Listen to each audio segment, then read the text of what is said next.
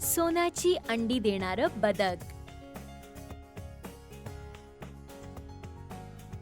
आई, माझ्या पोटात खूप दुखतंय. ओ, तू बेकरीच्या दुकानातून आणलेली सगळीच्या सगळी चॉकलेट्स खाल्ली तर नाहीस ना? कदाचित हो आई. अरे राहुल, तू किती लोभी होत चाललायस. लोभी? हो, लोभी. हे घे औषध आणि तू बरा होशील. आता एक गोष्ट ऐक, ज्यामध्ये एक बदक सोन्याची अंडी द्यायचं. एकेकाळची गोष्ट आहे. एका गावात गोविंद नावाचा एक शेतकरी त्याच्या बायको मीना सोबत राहायचा.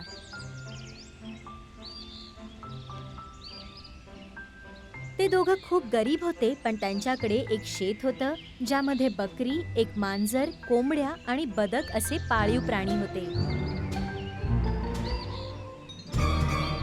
बकऱ्या त्यांना दूध द्यायच्या आणि कोंबड्या आणि बदकं त्यांना ताजी अंडी द्यायची.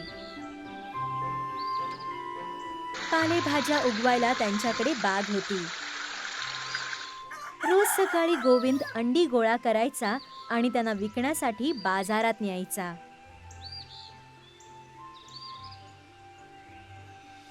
एक दिवस सकाळी त्याला काहीतरी विचित्र दिसलं.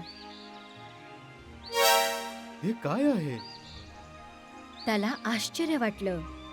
त्या अंड्यांपैकी एक अंड सोनेरी रंगाचं होतं आणि वजनी होतं. बघ, कुणीतरी अंड चोरलं आणि त्या ठिकाणी एक दगड ठेवलाय. त्याने त्याच्या बायकोला सांगितलं. मीनाला आश्चर्य वाटलं. तो दगड नाहीये, ती म्हणाली, हे एक सोन्याचं अंड आहे. गोविंद सर्व अंडी सोनाराकडे घेऊन गेला.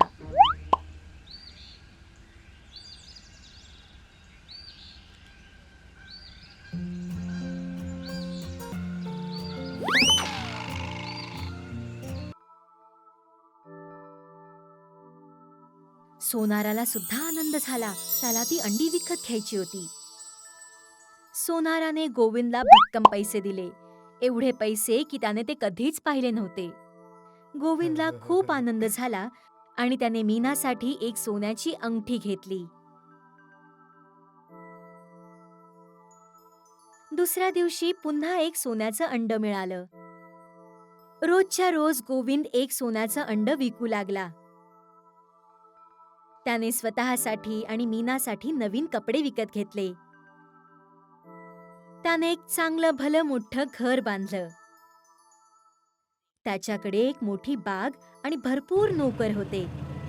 गोविंद आणि मीना श्रीमंत झाले होते. पण गोविंदला आणखी हवं होतं, खूप जास्त.